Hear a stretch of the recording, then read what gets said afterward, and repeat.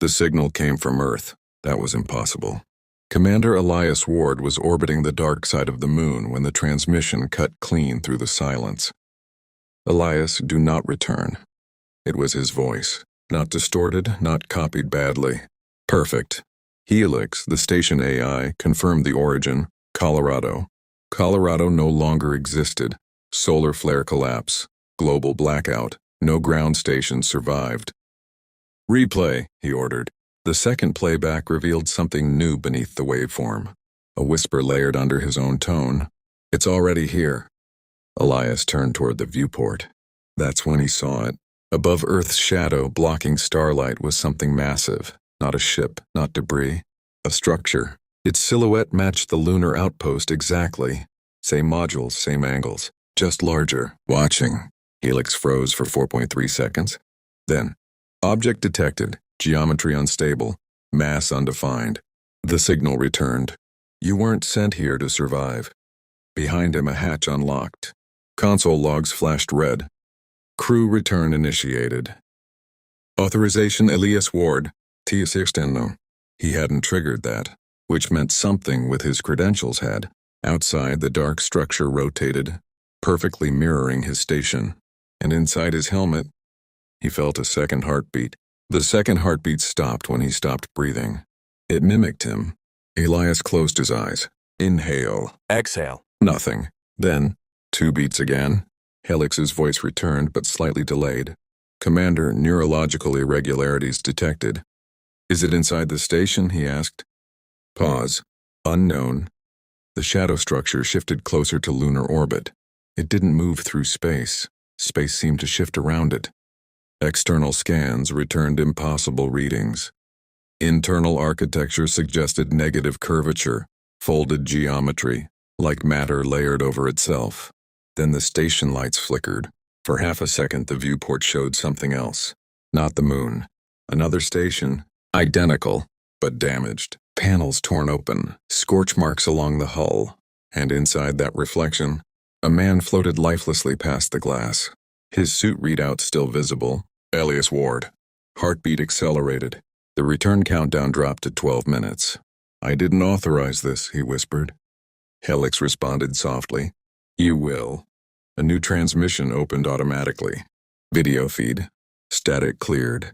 Elias stared at himself. Not pre-recorded. Live. The other Elias looked older. Exhausted. Blood crusted near his eyebrow. Listen carefully, the older version said. Do not accept the return sequence. You triggered it, Elias replied. Yes, because I thought it would end it. And what? The feed glitched. Behind older Elias, the station lights pulsed wrong, too slow, like breathing. It doesn't invade, the older one continued. It aligns. The screen shifted, revealing the dark structure outside his station. It copies, then replaces. Elias felt the second heartbeat again, syncing with his. You were chosen because you were alone. Older Elias whispered. Suddenly the video distorted.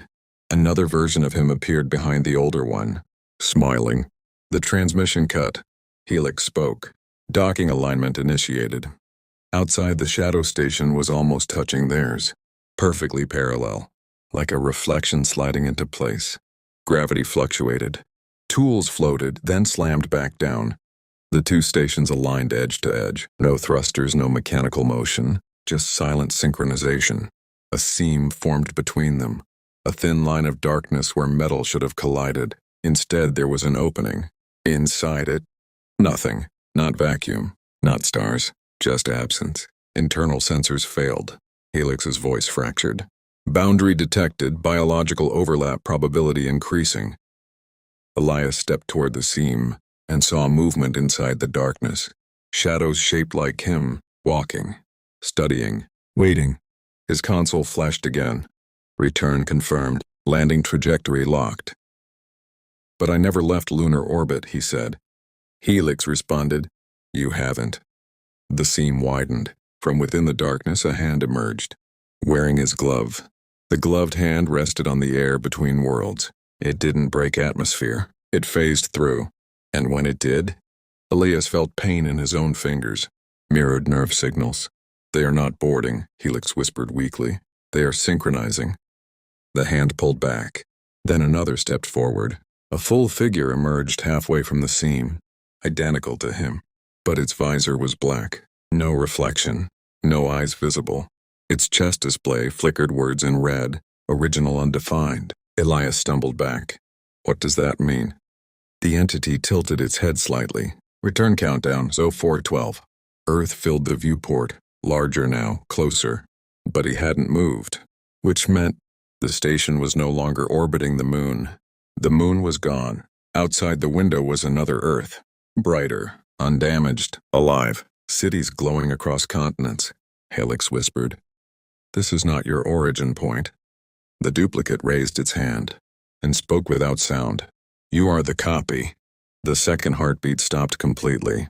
Flat, silence inside his chest. But he was still conscious. The duplicate stepped fully into the station. No air disruption, no pressure change. Reality overlapped cleanly. Helix flickered and split into two overlapping audio streams. Identity collapse at 78%. Elias looked at the vibrant Earth beyond the window. His Earth had burned. This one thrived. The duplicate touched his visor. Memory flooded him. Flashes of lifetimes, multiple missions, multiple returns, multiple replacements. Each time the structure aligned with a lonely outpost. Each time it selected one mind, copied it, tested it, and discarded one version. You were never first. The duplicate's voice echoed inside his skull. You are iteration. Return countdown reached 0. Landing sequence initiated, but not downward. Inward. The seam consumed the station silently. As reality folded, Elias understood the final truth. The structure wasn't a ship. It was a filter, and somewhere in the dark, one version of him finally survived. The question was, which one?